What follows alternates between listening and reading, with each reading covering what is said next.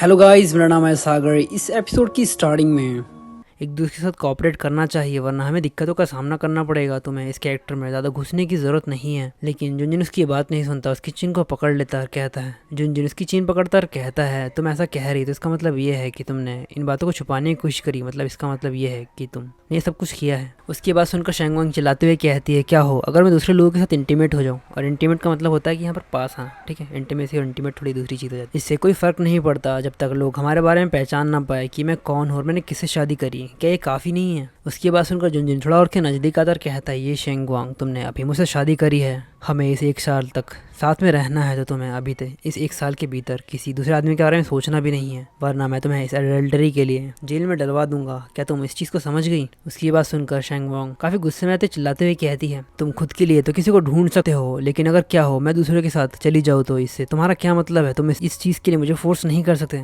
जुनजुन कहता है, नहीं मेरा वो मतलब था, मेरा वो मतलब नहीं था। शेंगवांग उसकी कॉलर को पकड़ लेती है और कहती है, अगर तुम चाहते हो कि मैं दूसरे आदमी के बारे में ना सोचूं तो तुम्हें भी इस चीज़ को बड़े ध्यान से याद रखना होगा। इस शादी के दौरान तुम ही मेरे बंदे हो और इसके अलावा तुम किसी और को नहीं देख सकते मेरे अलावा, वरना मैं भी तुम्हें जेल में डलवा दूंगी। क्या तुम समझ गए? ये कहते उसकी कॉलर छोड़ देती है और उसे शुक्रिया कहते हुए कहती है, ठीक है मैं इसे अपने रूम में जाकर खा लूंगी। और ये कहते हुए उस प्लेट को उठाकर वहां से निकल जाती है। जुनजुन बस उसे देखता ही रह जाता है। अब वो उसी जगह को दोबारा छूता है और ब्लश करते हुए कहता है, उसने अभी भी कहा कि मैं उसका बंदा हूँ। लेकिन तभी उसे उसकी कही हुई बातें याद आती है और वो कहता है, रुको अभी उसने क्या कहा कि मैं किसी को पसंद करता हूँ? और वो गुस्से में कहता है, आखिर किसकी इतनी हिम्मत हुई जो मेरे बारे में इस तरह की रूमर्स फैला रहा है। इस वजह से मेरी लिटिल फिश को ये सब कुछ मिसअंडरस्टैंडिंग हुई। तभी वो किसी को फोन लगाता और कहता है, यंग मास्टर जिन। तभी वो फुजाओ को कॉल लगाता और कहता है, क्या अभी मेरे बारे में कोई रूमर्स फैला रहा है? फुजाओ कहता है, क्या मिस ये? जुनजुन थोड़ा गुस्से में कहता है, ठीक है पता लगाओ कि क्या कोई और भी इन सारी चीज़ों में शामिल है, और पता लगाओ कि ये शेंगवांग का किसी के साथ कनेक्शन है जो इसे सब कुछ ये इन्फॉर्मेशन पहुंचा रहा है।